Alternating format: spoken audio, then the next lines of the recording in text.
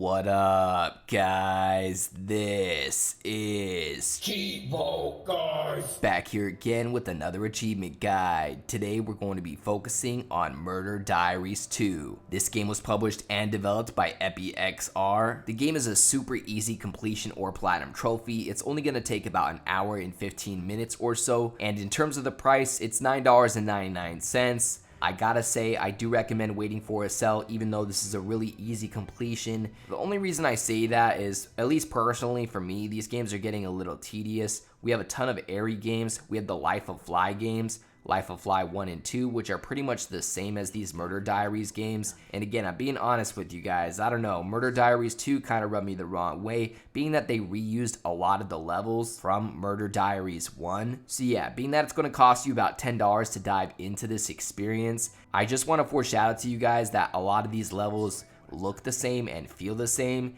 and you're really not getting too much of a different game than the first one. But if you're here just for the achievements, it's only $9.99, and on top of that, it's only going to take you a little over an hour. Now, all of the achievements are related to level progression. We simply need to complete all of the levels in the game. There's a total of 15 levels. All you got to do is simply complete the game to get all of the achievements or trophies. Now, if you didn't play Murder Diaries 1 or the Life of Fly games, all you got to do is fly through the level, simply go through all of the checkpoints. It shows you the total amount of checkpoints that you have, as well as the amount of checkpoints that you need to complete the level on the upper right hand corner of the screen.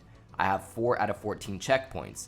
Once I get the 14th checkpoint in this level, I would complete that level. And the game is really as simple as that. Fly through the level, collect all of the checkpoints, and once you get all of the checkpoints, you're going to complete that level and move on to the next one until you complete the game and have the full 1000 gamer score or platinum trophy. The only thing is that all of these checkpoints are not available at once. Only one of the checkpoints will be available, so you're going to have to fly around the level and find that next available checkpoint, and make sure you follow the proper path to collect all the checkpoints in a level. This is where guides like this are going to come into handy, because you can find a good path to be able to complete the game as soon as possible versus, flying around the level trying to find the checkpoints yourself. The way I recommend using this guide is maybe playing it maybe like 10 or 15 seconds ahead of where you're flying, so you can see what's ahead of you and you have a good idea of where the next checkpoint is located at. And just let the video play while you're playing the game, and hopefully you'll have your full 1000 gamer score or platinum trophy in just over an hour. Now, that's a nice and quick achievement breakdown for you guys. That's pretty much all you guys need to know in terms of getting the full 1000 G or platinum in this game.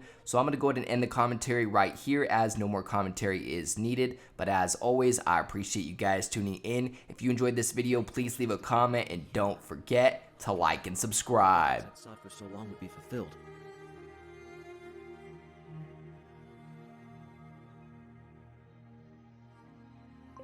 But mere days after I did the deed, I felt an itch in the back of my brain, a craving for more.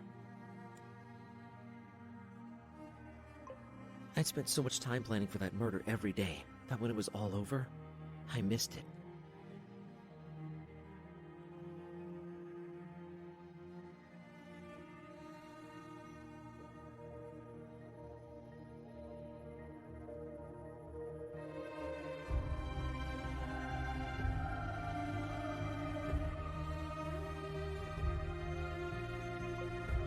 Like a drug addict craving a fix, I wanted to feel what I felt as I plotted my crime again.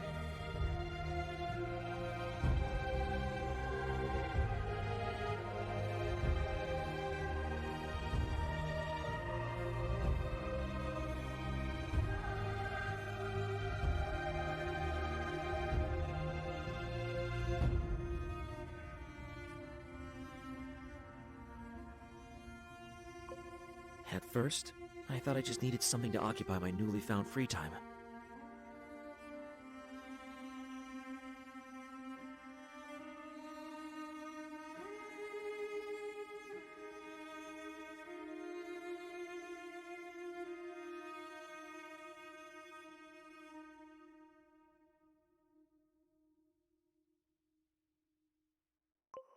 I took up several hobbies, but none of them compared to the adrenaline I felt rushing through my veins on the nights I spent designing my plans, or the pure euphoria of putting it to action.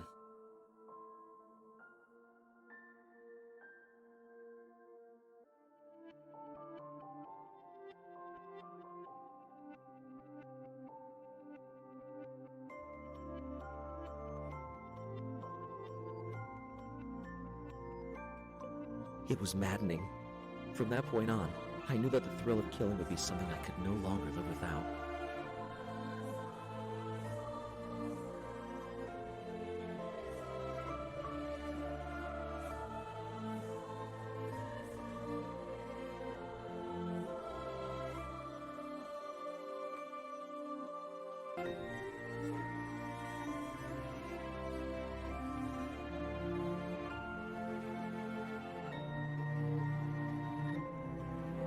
Today's my first day as a detective, and I'm already being assigned to a serial killer case.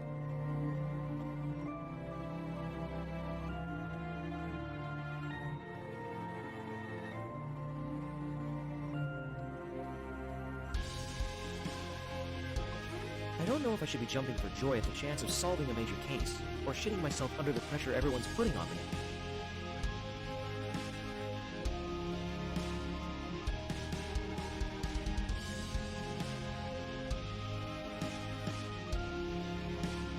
All the detectives dream of solving a case like this at least once to leave their mark on the force before retiring.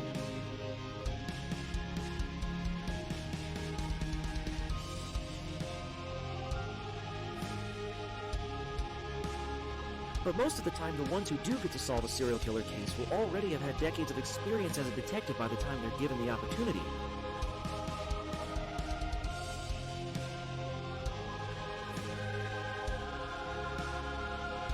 Then there's me, Detective Inspector Cassidy Brown, fresh off his promotion from being a beat cop, getting saddled with a serial killer case after an uneventful career filled with vehicle violations and the occasional domestic violence call. That's not to say I've had a cushy time as a police officer, though.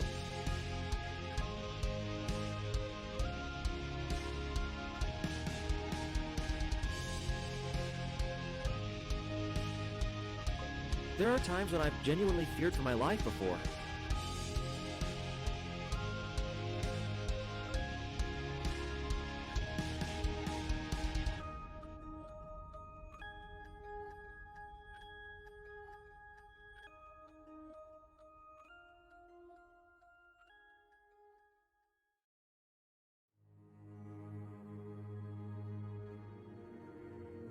Like that time I was huddled under a garbage bin for cover in the middle of a gang war with bullets whizzing past my head.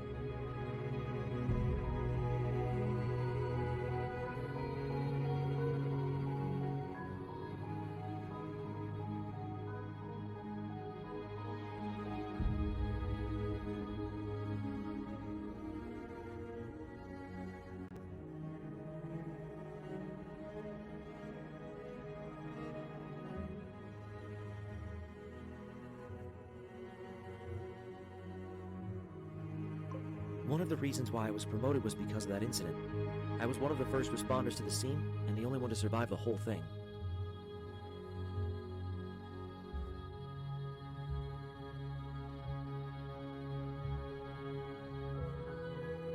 My coworker joked that I probably survived because I was so short and small, and that the gang members couldn't find me in the clusterfuck. I think he may be right.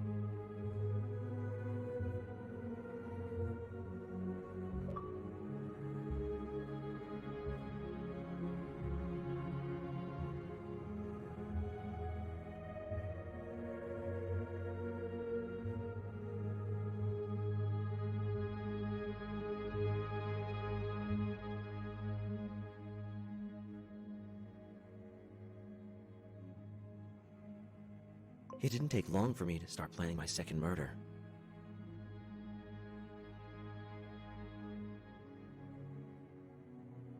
Only a couple months had passed since my first murder, and I was brimming with confidence at that point for having not been immediately caught.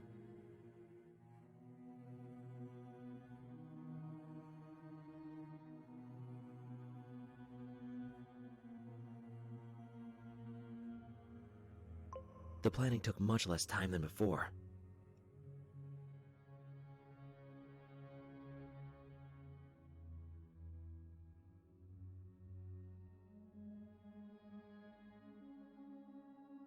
I'd practically memorized every nook and cranny of the neighborhood by the end of my first murder plan.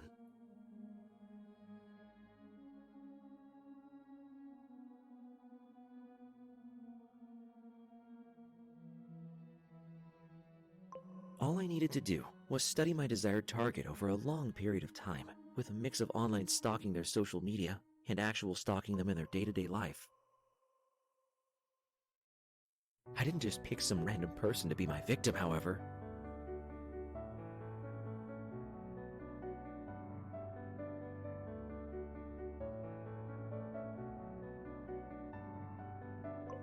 There would be neither justice nor satisfaction in that for me.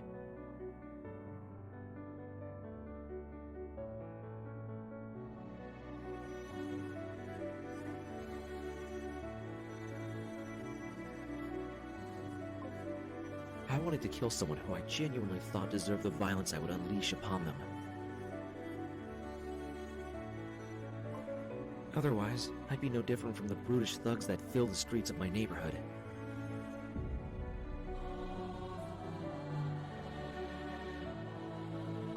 I was better than scum like them.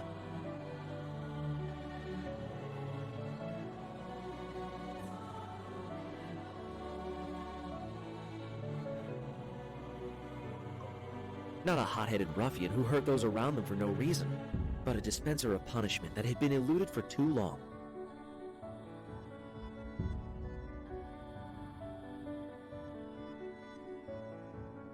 Luckily for me, there was no shortage of people in desperate need of a knife in their throat where I live.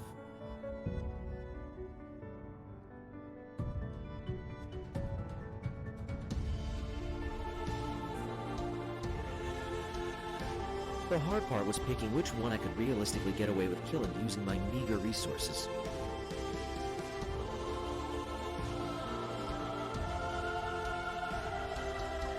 After plenty of research on all my possible victims and lightly stalking all of them to gauge how hard they'd be to take out in a confrontation, I finally found the perfect target.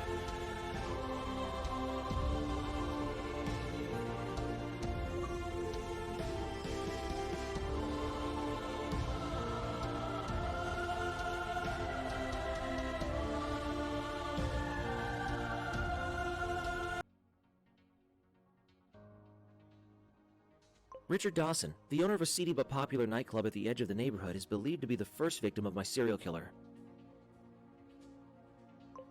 His chopped-up body was found floating in the sewers.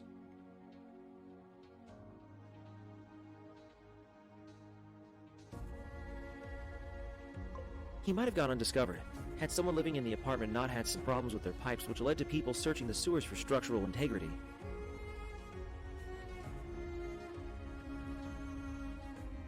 It was pure coincidence that the sewer worker nearly had a heart attack when he saw a severed human head severed on the shit and piss-infested water. Mr. Dawson had a clean record, and despite his less than reputable business, he never committed any crimes in the eyes of the law. On paper, he might seem like just an average business owner trying to make some money with his nightclub.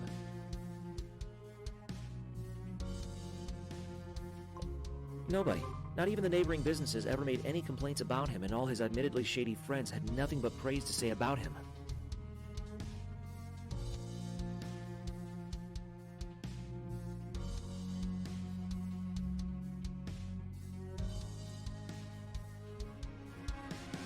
His apartment, although a bit posher than what you'd expect from the owner of a single nightclub, gave us no useful insight on what kind of person he could have been. The police had significant trouble trying to determine a motive for the murder at first. That was, until we decided to thoroughly search the nightclub he owned.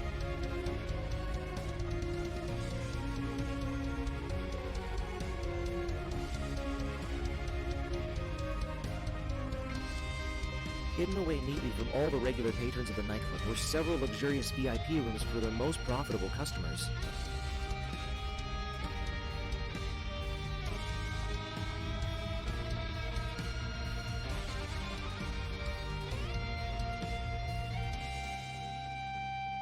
The rooms themselves looked pretty illegal, but were ultimately nothing special.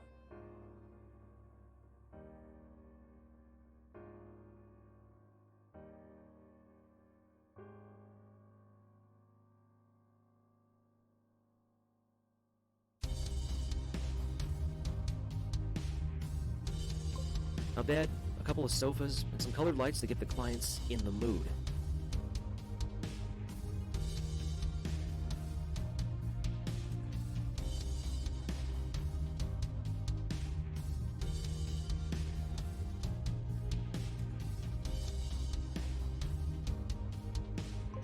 Prostitution was already a crime, so we knew right away that Mr. Dawson clearly wasn't as clean-cut as his papers made him out to be.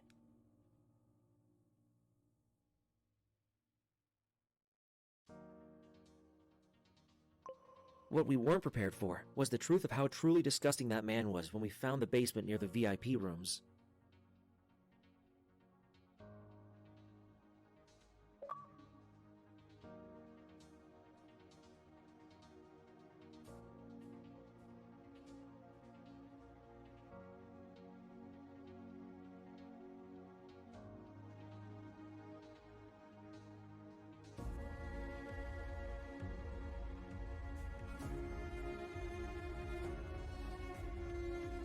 I didn't think I'd ever have as much satisfaction killing someone at the time I killed my father's murderer.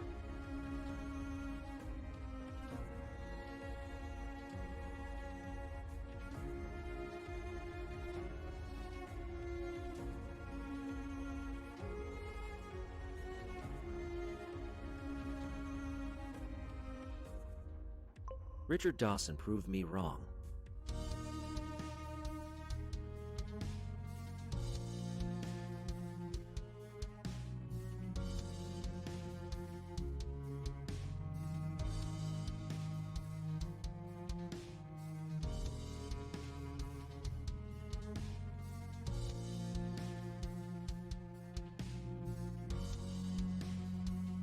If anyone in my entire neighborhood deserved to die, it was him and the sick bastards who sought his services.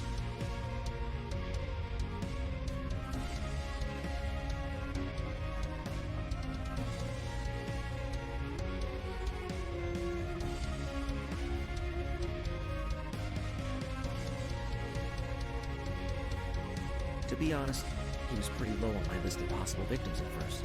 And by that, I mean he wasn't on it at all.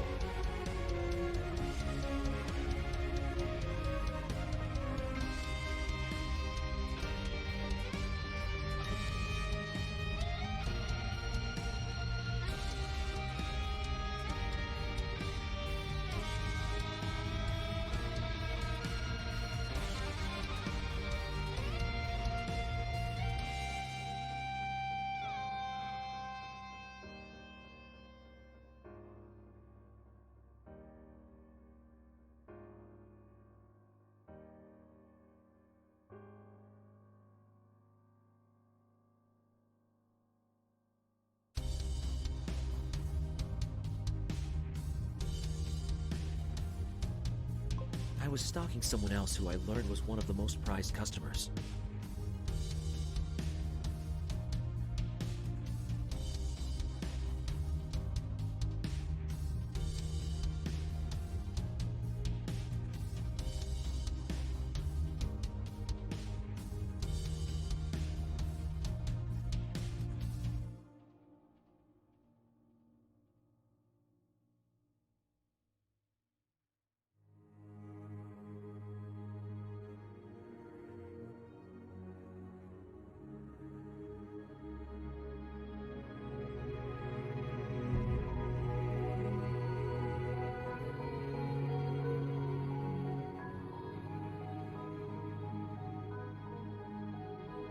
His name was Tony Holt, a violent debt collector and enforcer for one of the local gangs.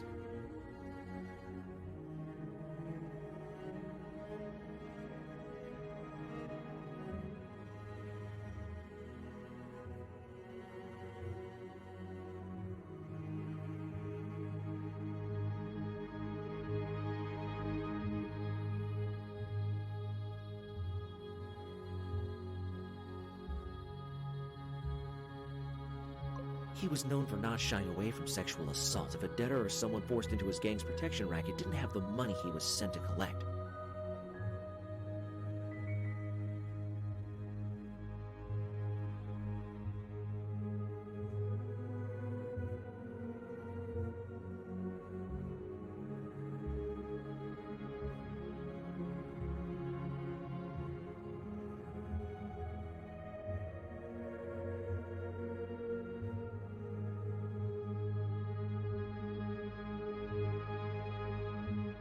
That would be bad enough, but the worst part was that he never touched the people themselves in that way.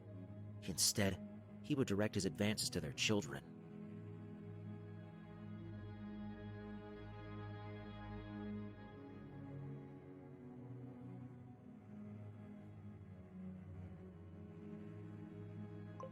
Sometimes he even did it when he already got paid. I have no idea why his gangmates put up with him. Even scum tended to have standards.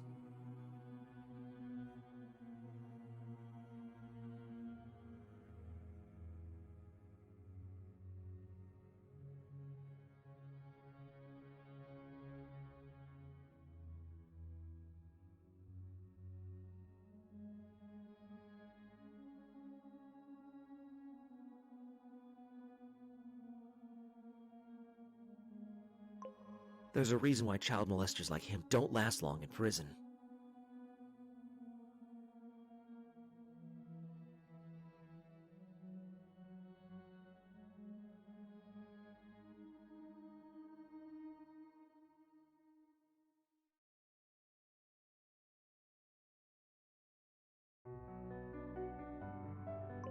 Apparently that scant amount of honor among thieves did not apply when the offender was related to the gang's boss like Tony was.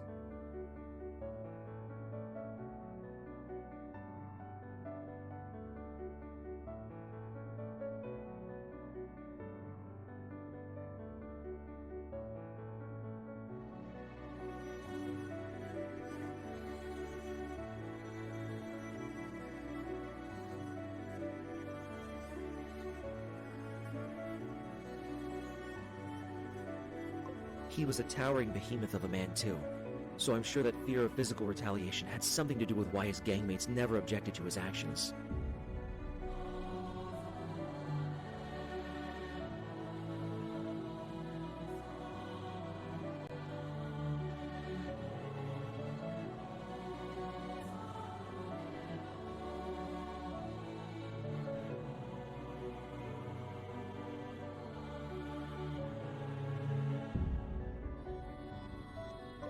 I stalked him while thinking of 1,000 ways for someone of my average at best build to kill him without resorting to a gun that would draw too much attention.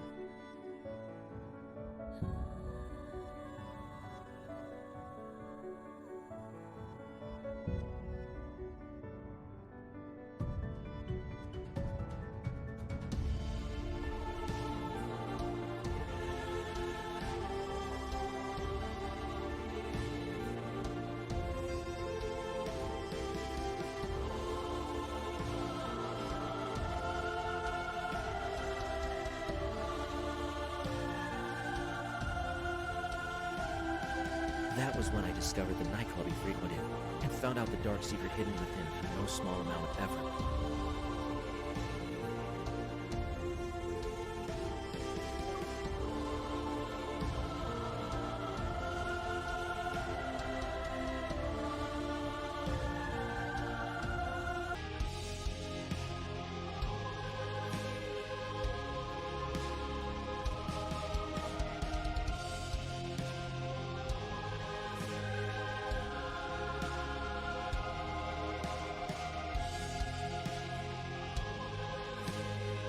Dawson's nightclub had a basement entrance near the VIP rooms masked as a staff-only dressing room.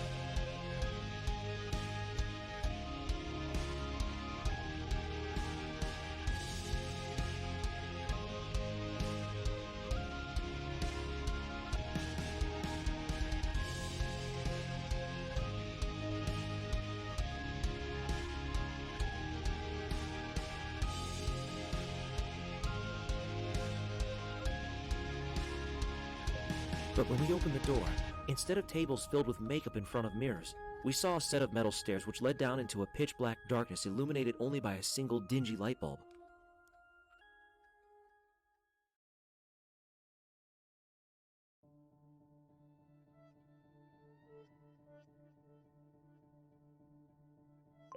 It was like a scene straight out of a horror movie.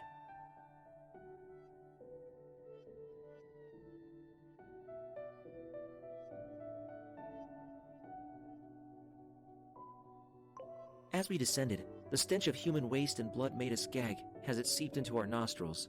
I think one of the rookies even vomited from the smell.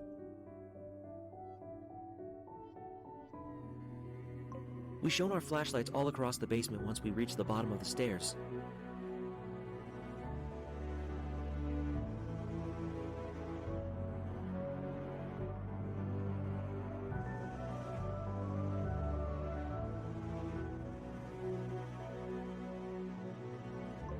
All around us were empty cells made to fit dozens of people, or thrice that size if the jailer didn't care about their well-being like they clearly didn't.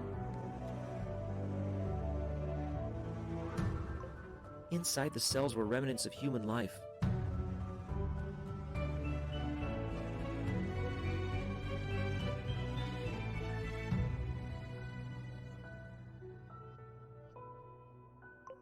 Ragged blankets on the floor, blood on the walls and floors, and buckets filled to the brim with things that would be better off left unmentioned. We were looking at the housing area for victims of human trafficking.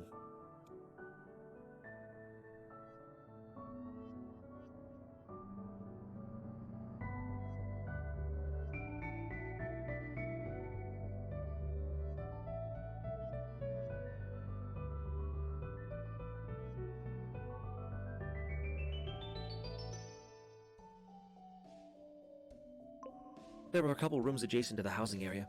One was a large shower room with many shower heads for multiple people to use at the same time.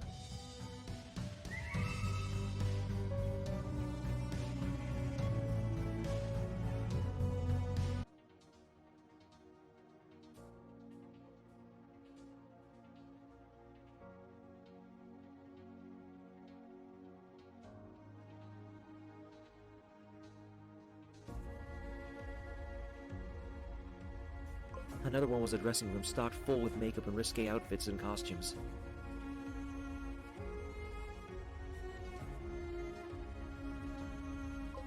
They were presumably there for women kept in the cells to wash up and make themselves presentable before being sent to the customers in the VIP room above.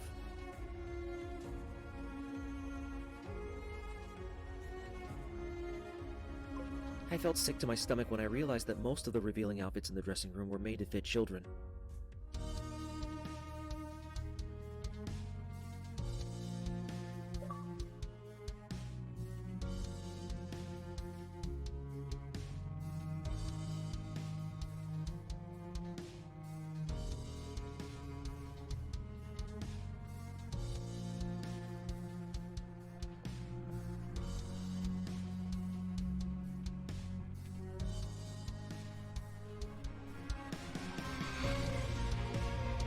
I first noticed how shady Richard Dawson was when I saw a truck pull into the back of his nightclub late one night when the patrons had all left.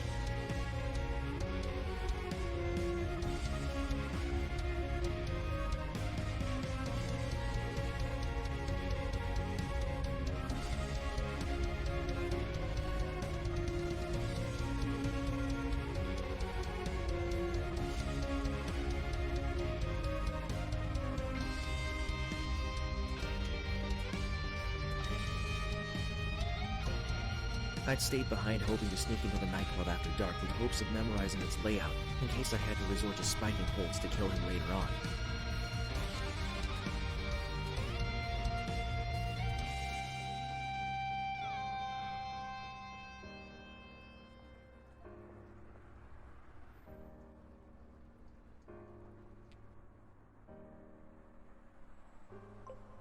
I probably could have attended during its opening hours, but I wanted to avoid letting myself be seen at any of my potential murder scenes if it can be helped.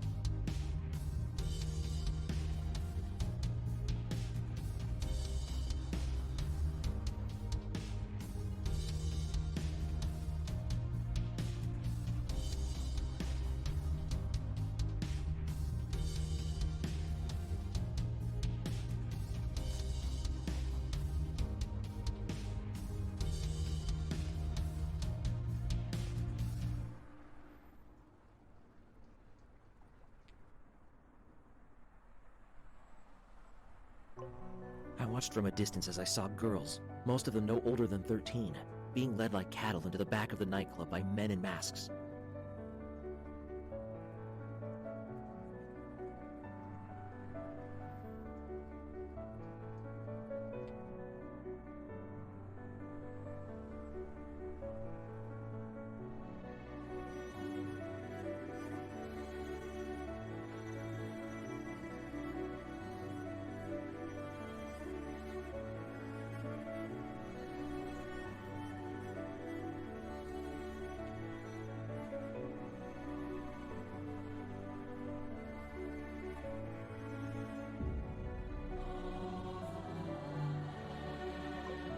The man directing it all was Richard Dawson, with an apathetic look on his face the entire time.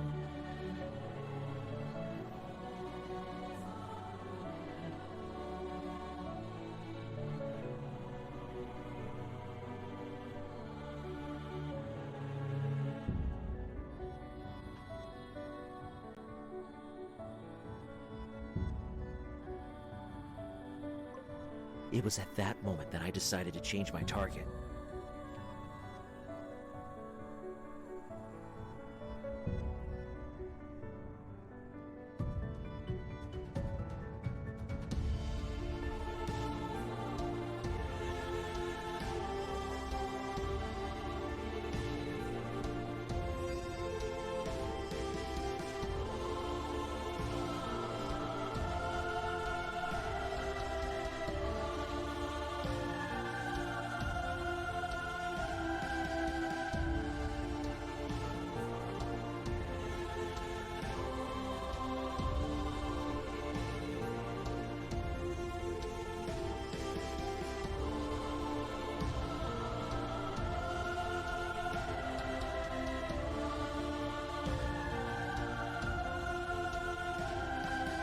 Tony Holt could wait. He might be the offender of one of the most heinous crimes a person could commit, but Richard Dawson was the man who made it possible for people like him to get away with it.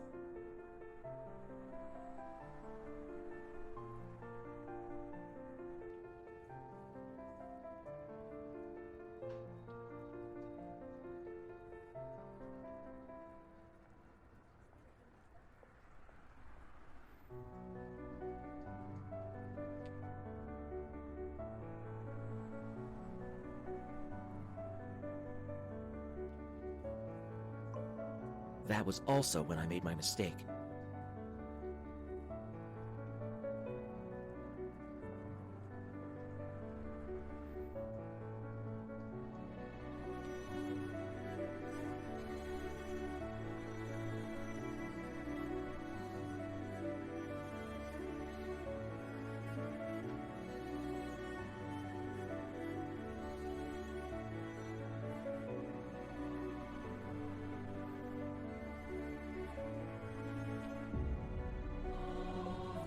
I got emotional, though no one could really blame me.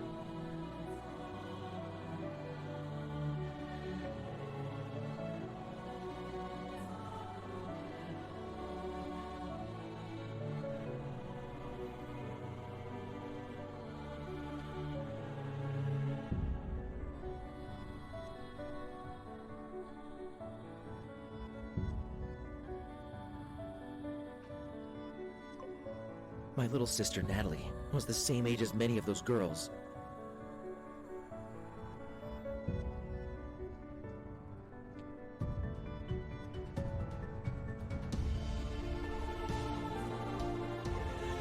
The thought of her possibly falling prey to a despicable creature like him for the sake of lining his pockets made my blood boil.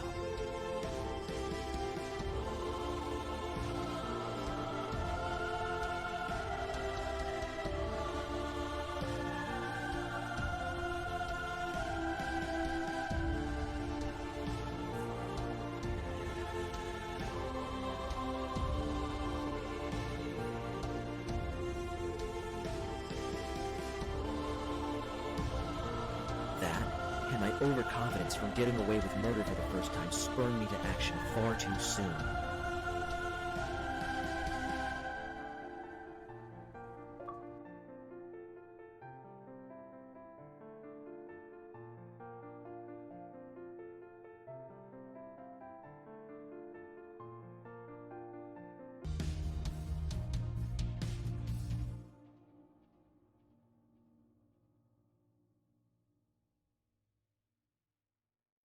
I have no idea how the sick bastard managed to get away with whoring out little girls for so long, but it made everybody in the police station feel ashamed for allowing it to happen under their noses.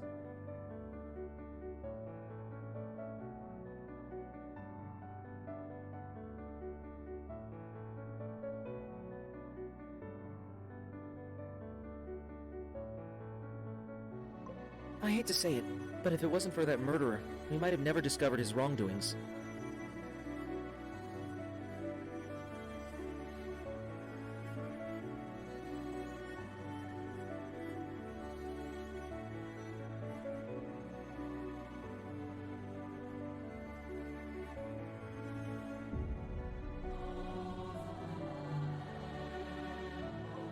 At that point, we didn't know that Dawson's death was only the first in what would become a series of similar murders, so solving his case was put immediately on the back burner in favor of trying to find the missing girls.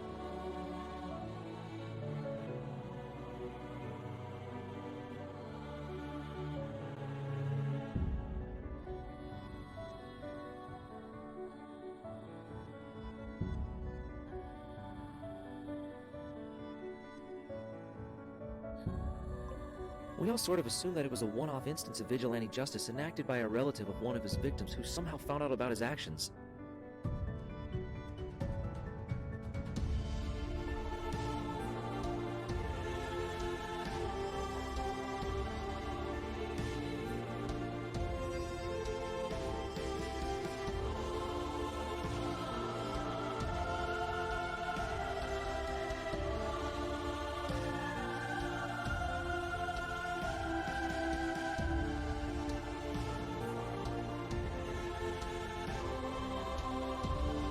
There was a silent, collective understanding at the station that we should let it slide just this once.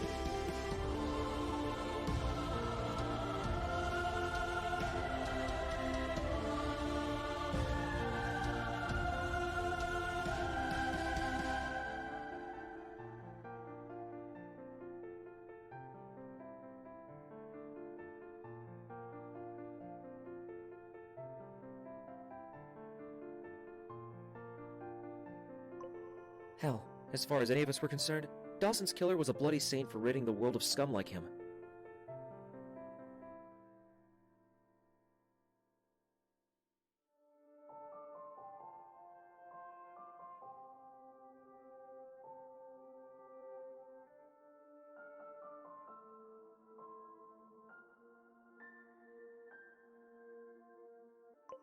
We were all willing to look the other way under the circumstances, myself included.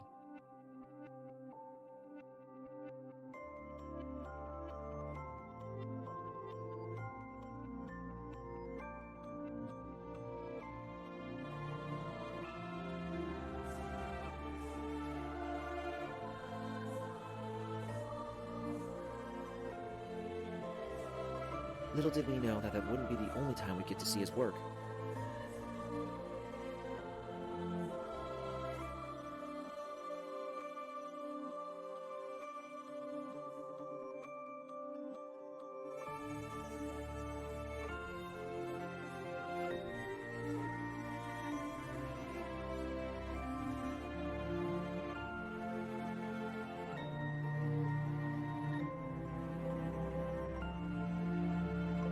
Long before the thought that we were dealing with a serial killer even entered our mind, we were busy running around the city like headless chickens trying to find the girls who used to be kept in the nightclub basement.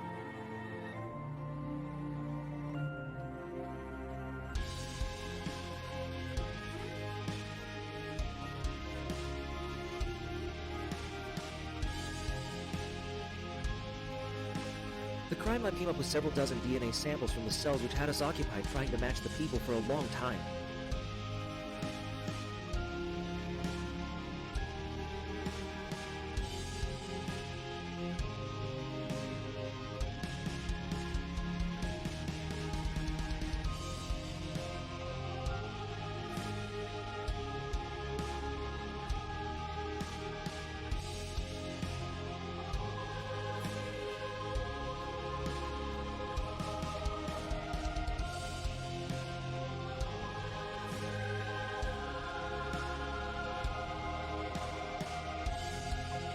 So much that we almost didn't notice the killer's second murder.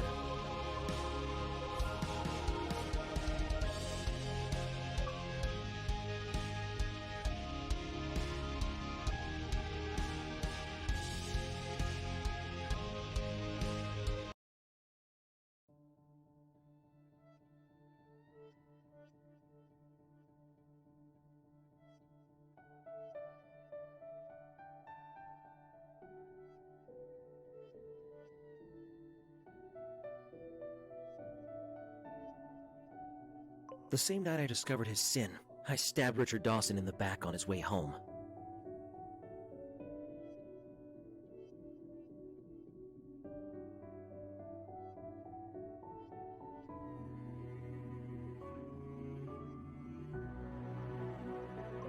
I learned from my prior experience and made sure to kill him cleanly in one thrust to the back of the neck with a bootleg combat knife I used to carry around for protection.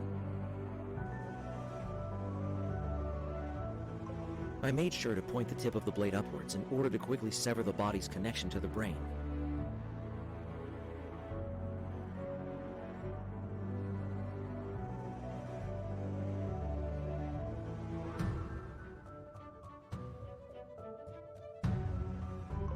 He fell like a sack of potatoes before me, and I was suddenly saddled with the responsibility of figuring out a way to hide his body.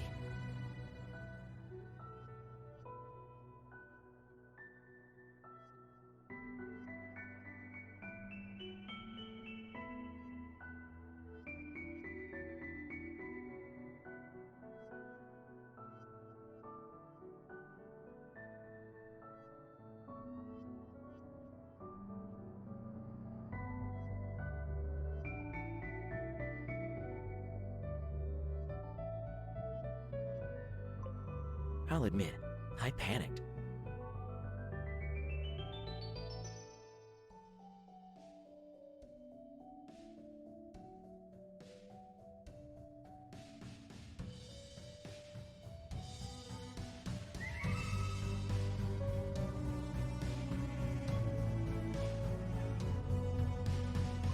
I dragged him to a nearby public toilet and took some time to think in a nearby alleyway.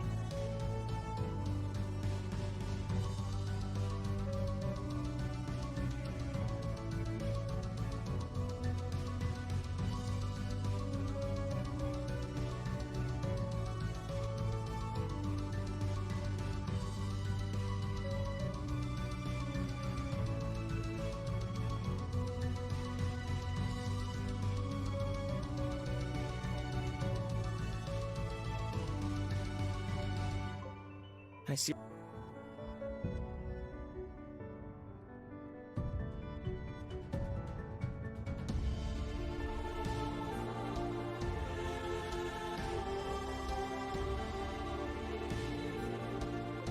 I wore gloves so my fingerprints wouldn't be found on it, and I even wore a beanie to not let my hair get on his body. But I still preferred if the evidence of my crime wasn't just lying around in a place anyone could find themselves in.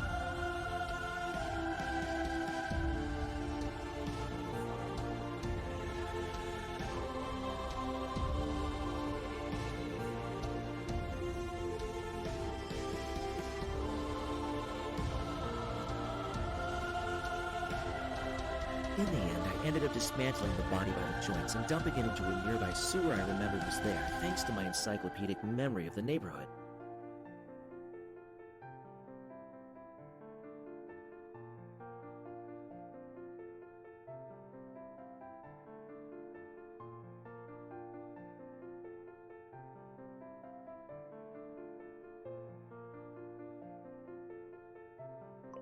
It wasn't easy severing his body like that, but I managed.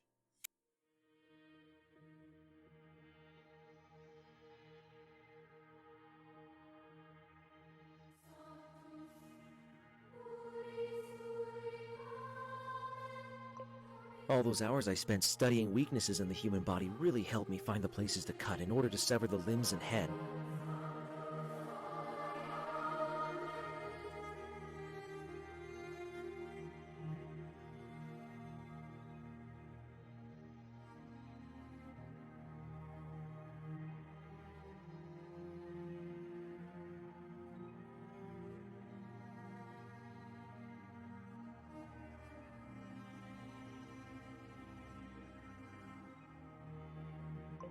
It ended up a pretty sloppy job, but it made the body small enough for me to fit it all past the manhole and into the putrid flowing water before.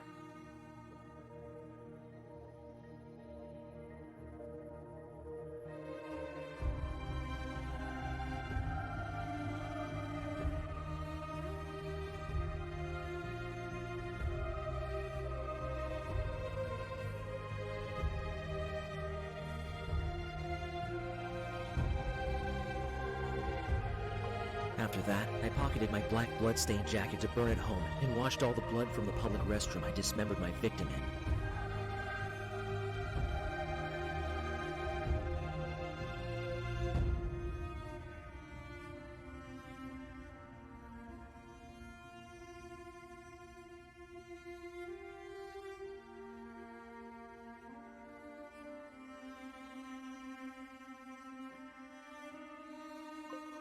could not sleep at all that night. Not because I felt guilty, but because I feared I would be found out.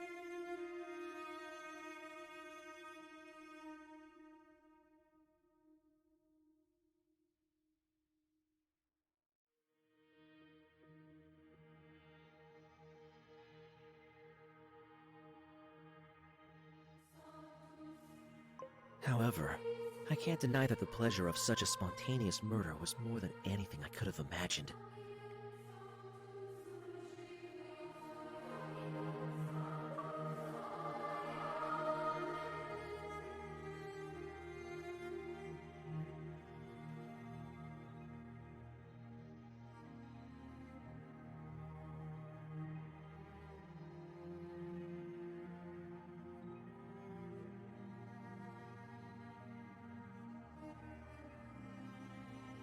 Just as the dust settled on the case of Richard Dawson, with many children returned to their parents after months or even years of separation, another murder was discovered.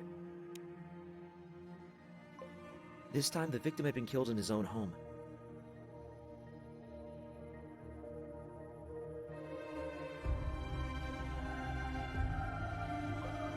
His name was Tony Holt, a known gang member and frequent patron of Richard Dawson's nightclub.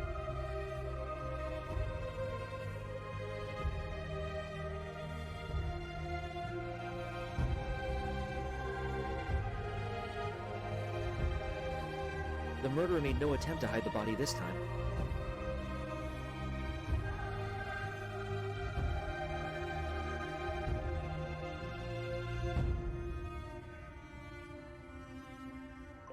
Tony Holt was found castrated on his own bed with his arms and legs tied to his bedpost with clothes taken from his own closet.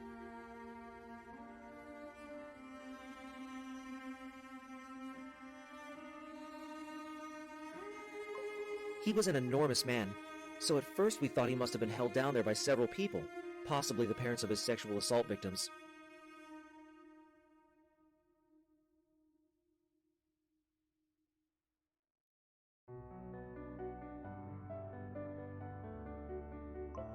However, that theory was dashed when we found no sign of a struggle in his home.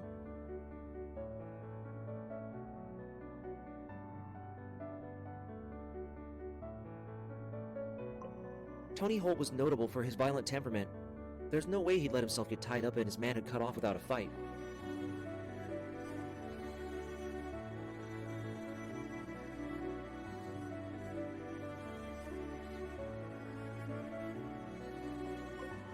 Then the lab reports of his blood came. His veins were chock full of rohypnol, better known by most people as roofies.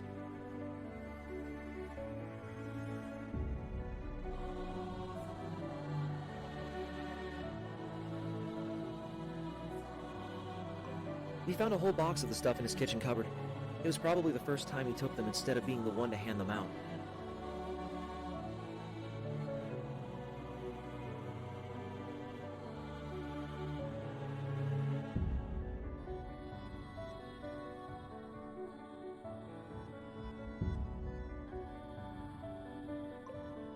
The killer must have poisoned him with his own date rape drug in order to weaken him enough to easily kill him despite his size and strength.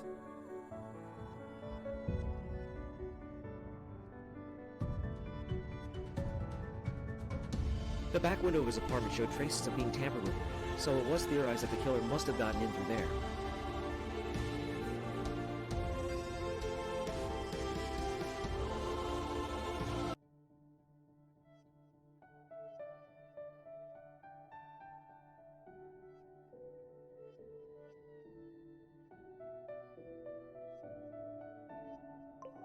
A bottle of vodka was found in the trash can of the apartment, and we were able to confirm our suspicions.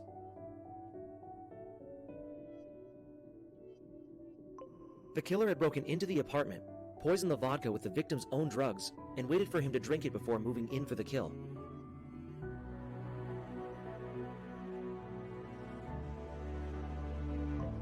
It was about as premeditated as a murder could get, though the killer didn't bother to even try to hide the body.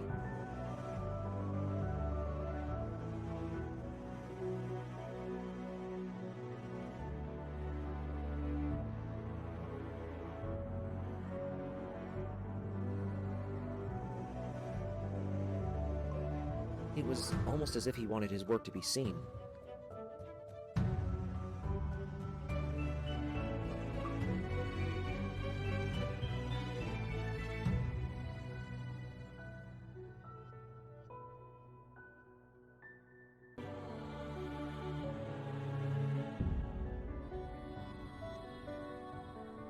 Once Dawson was taken care of, I turned my attention back to Tony Holt.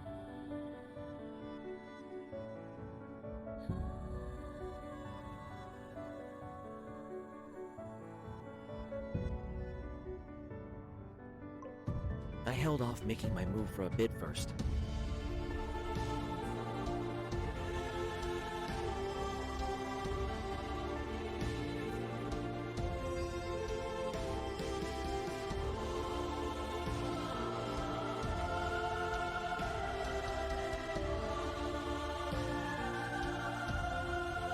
There had been a lot of commotion in the city since I killed Dawson.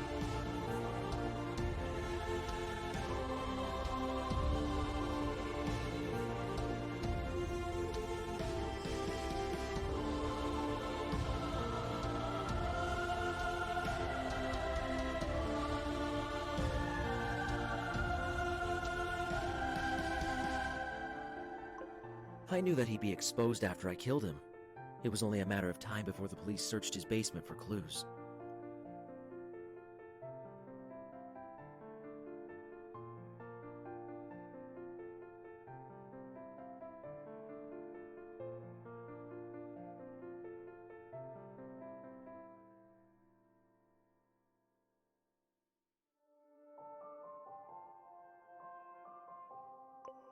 What I didn't expect was the positive reception I'd received from his death.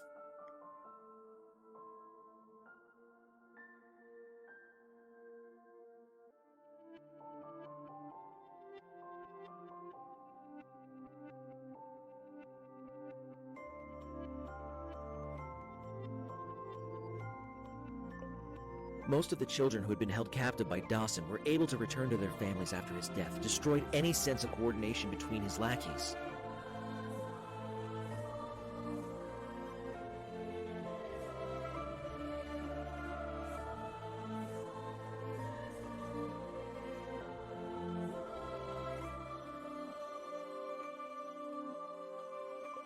A lot of terrible people were put behind bars in the aftermath of it all.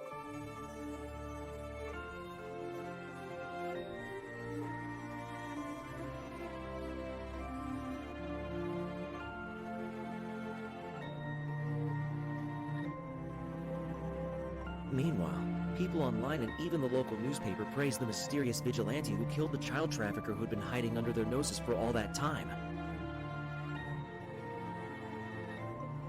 Even though they didn't know who I was, they called me a hero.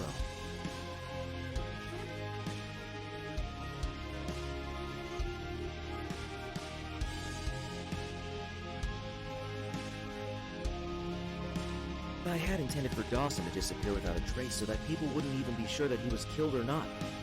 But I have to admit, being praised by the general public as a hero was exhilarating.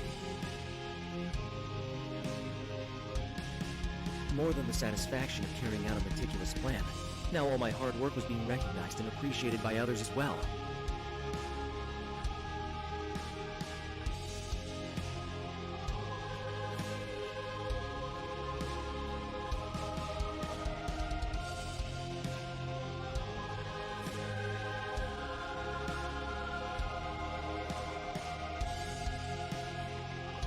For the first time in my life, I felt like a somebody. No longer a nameless, faceless man in the crowd.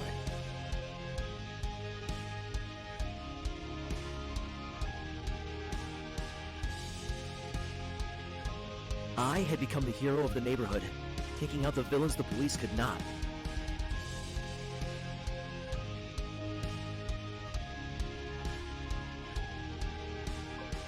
But as the story of my perfectly justified crime faded from the public mind, so too did the elation I felt from it.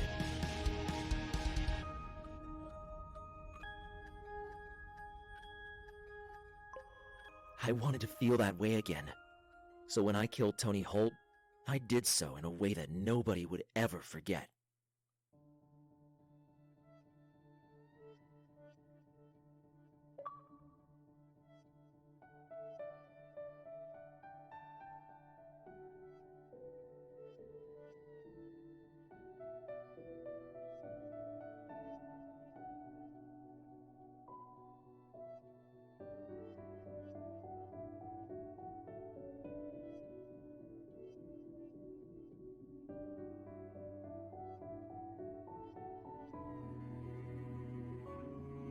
The connection between the death of Richard Dawson and Tony Holt wasn't lost on us.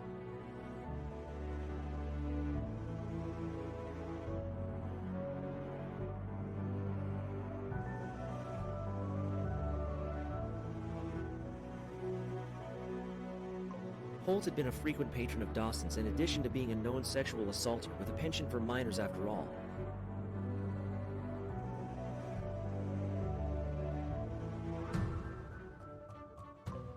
People started suggesting that their killers might be one on the same the day we found Holt dead on his bed.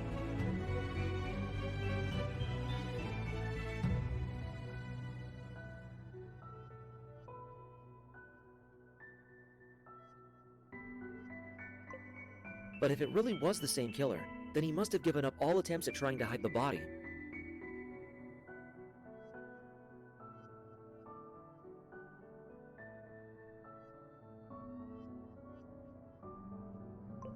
Either way, we all had at least one vigilante on our hands.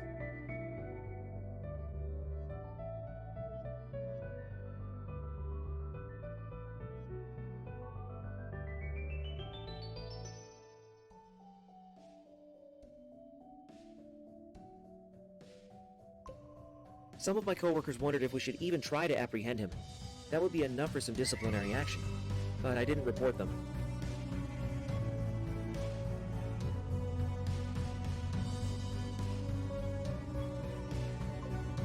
We may be cops tasked with apprehending whoever the killer is, but before that we were also human beings, some of whom had families with kids the same age as the children Dawson and Holt abused.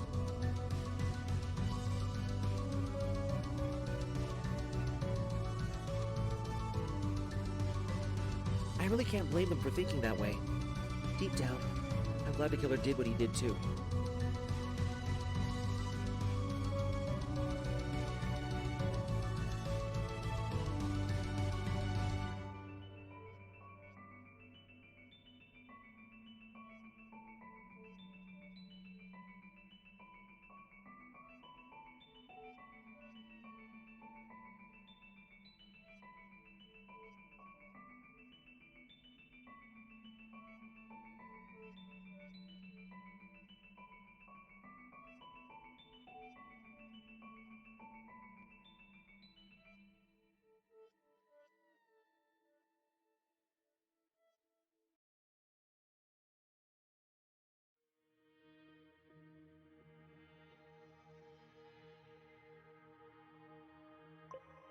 I know that the law is necessary to maintain a society that won't collapse on itself.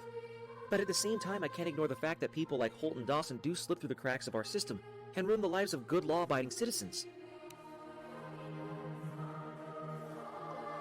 It's not right, but it's the truth.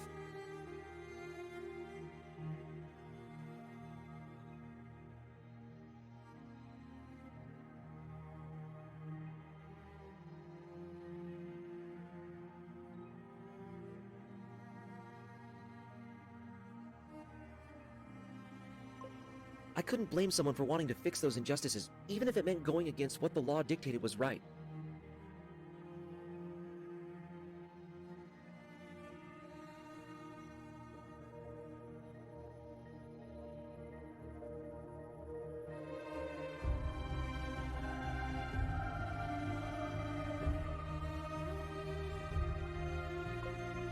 Still, I had a duty to fulfill.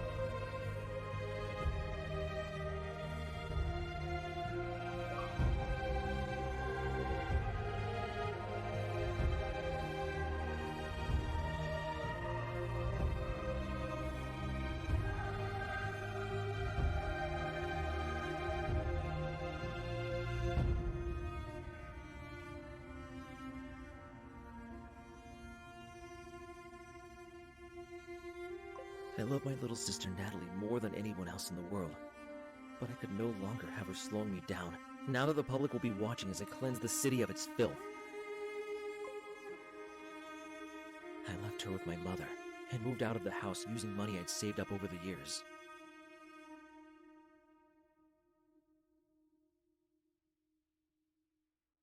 Seeing her crying face plead for me to stay was the only thing that made me contemplate stopping my work, but I held strong.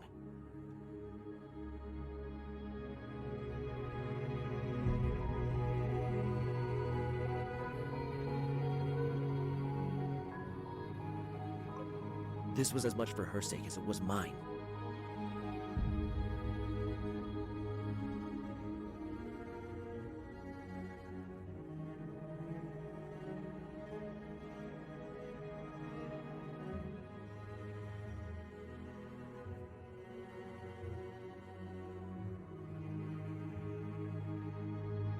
I was going to make this city a better place for her.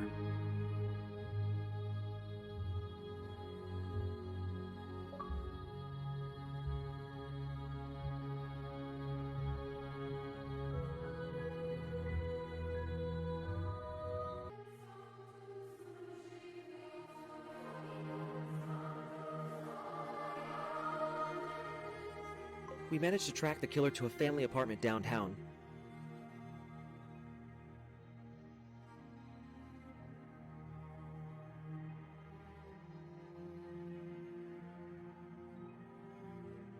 He was clever, that much was obvious, but in his attempt to strike again while the iron was hot, he got sloppy with his methods.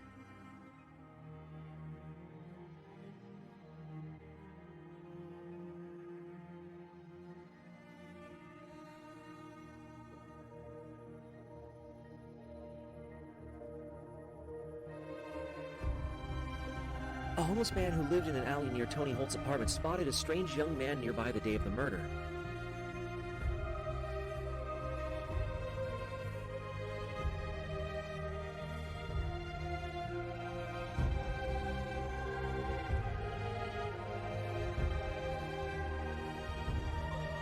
It only took a bribe of the cheapest whiskey from the local liquor store to get him to talk.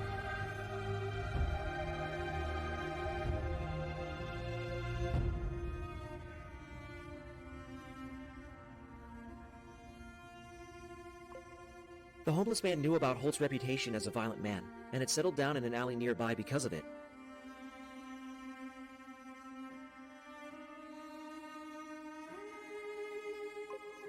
His shoddy reasoning was that nobody would dare come around to stir trouble knowing that a guy like that was around.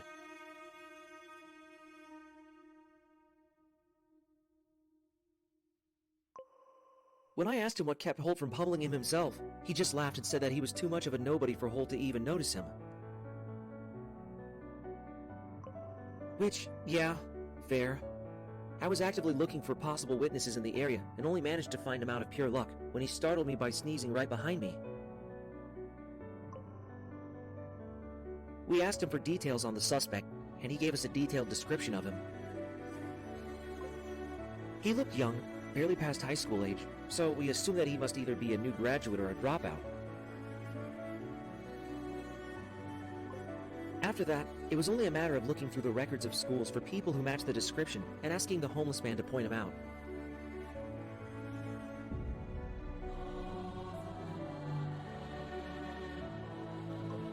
After a lot of trial and error, we found him.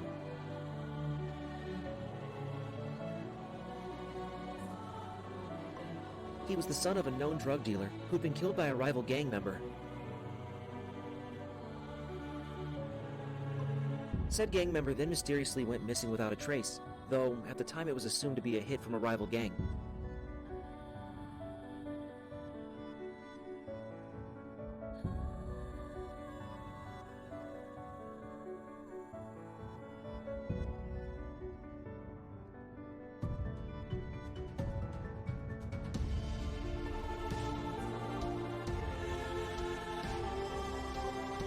Knowing what we know now, that gangbanger might have very well been the first victim in what was slowly becoming a string of vigilante murders.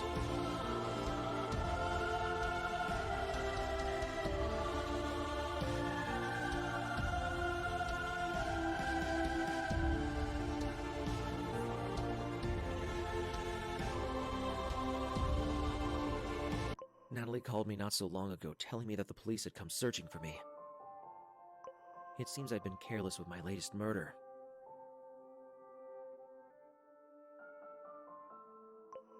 Still, there was no point in panicking. Natalie, dutiful sister as she was, didn't tell them anything about me no matter how much they prodded. She was panicking in tears by the time she called.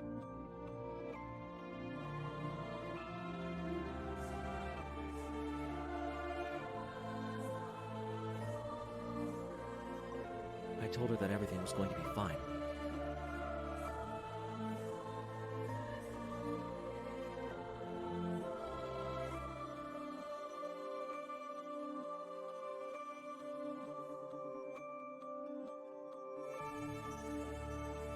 I lied.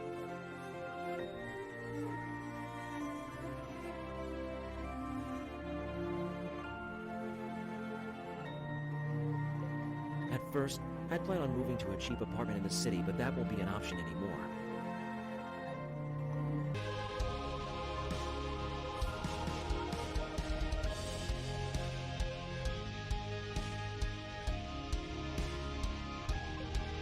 I immediately packed up all my things and left for the forest just off the edge of my neighborhood.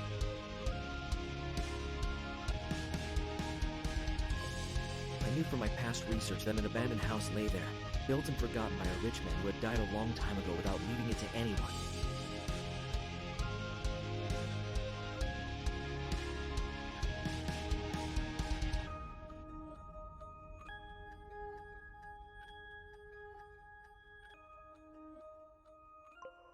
Breaking in should be easy, and it would serve as a new base away from prying eyes. I don't expect this to last forever. Sooner or later, the police will get their act together and find out where I am, either because of a mistake I'll make, or through searching everywhere in the city, including this forest. But before that happens, I will leave my mark in this city, in blood.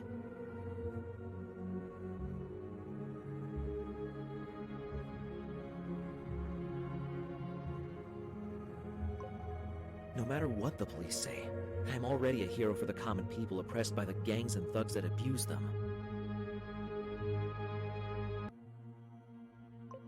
I may have been born into this world as a nobody, but I will leave it as a nightmare for those who abuse their power, and a tragic hero for those who are victims to them. Alright guys, that is our final checkpoint. We should be completing the full game and getting our final achievement or trophy for Act 15. There we go. And we got the full 1,000 out of the full 1,000. As always, I'd like to give a huge thank you to all of my Patreon subscribers. We just hit 16 patrons. I'd like to give a special shout out to everybody in the biggest fan club, including TimG84, AOJ, Kegger101, Kana25, Michael Banksa, and Purple Rain 6. As always, I appreciate you guys tuning in. If you enjoyed this video, please leave a comment and don't forget to like and subscribe.